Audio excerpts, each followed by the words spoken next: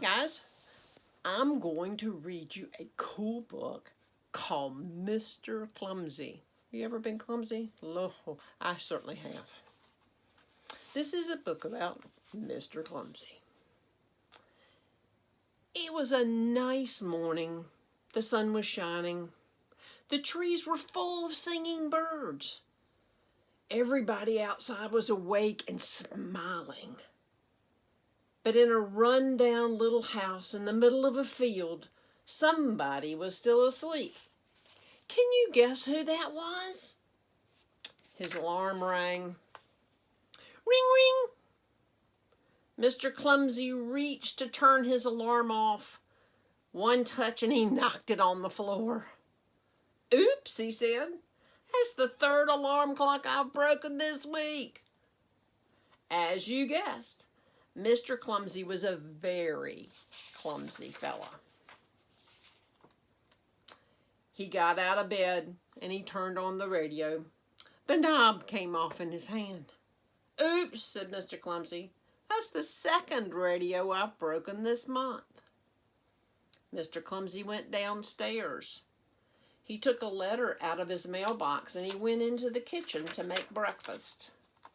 Mr. Clumsy took a slice of bread out of the bread basket and popped it into the toaster. Then he turned around to open his letter.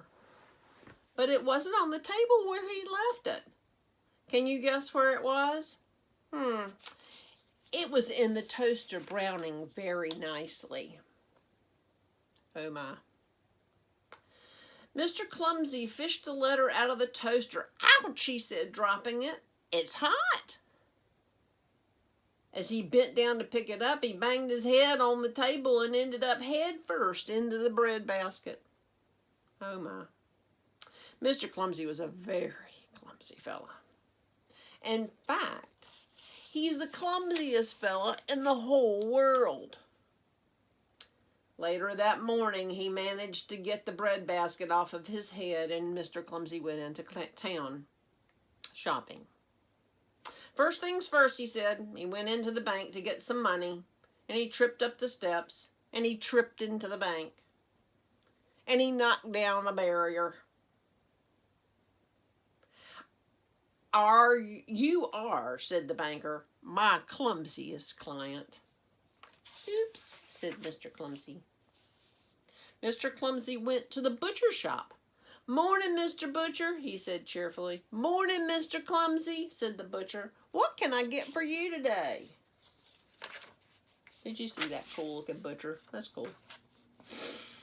I'll take some of those right there, said Mr. Clumsy. He pointed to some nice fat sausages. Yum. But being Mr. Clumsy, he managed to trip and ended up with a sausage necklace. Oh my goodness. Mr. Clumsy's next stop was the supermarket. Just inside the door was a huge pile of canned soups. Said Mr. Clumsy, soup would be perfect for supper tonight. Can you guess what happened next? Did Mr. Clumsy pick a can from the top of the pile? Oh no, not Mr. Clumsy.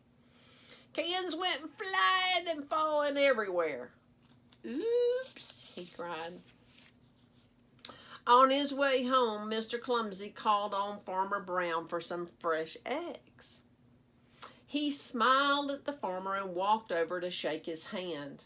But being Mr. Clumsy, he managed to trip and fall, bringing Mr. Farmer Brown down with him. Splash! Oops, said Mr. Clumsy as they landed in the duck pond. Next time, said Farmer Brown, sitting in the duck pond, why don't you let me deliver your eggs to you? Why, thank you very much, replied Mr. Clumsy. Don't mention it, replied the soggy farmer. Mr. Clumsy went home, drying off as he walked. First things first, he said, and he went to take his bath. But as he stepped into the tub, he slipped on the soap and did 2 flips and ended up with his head in the clothes hamper. Look at him. Oops, said the muffled voice of Mr. Clumsy. Later, he managed to get downstairs for supper. I'm not quite sure how he managed to do that. Soup from the supermarket, sausages from the butcher shop, eggs from the farm, or soup from the saucepan that had boiled over, sausages from the frying pan that had caught on fire, and eggs, very, very, very scrambled eggs. Delicious, he said, leaning back in his chair. Crash! Oops, said Mr. Clumsy, and he just went to bed. He leaned over to turn off the lamp beside the bed and... Oops. I hope y'all have a wonderful sleep tonight. See you next time. Bye-bye.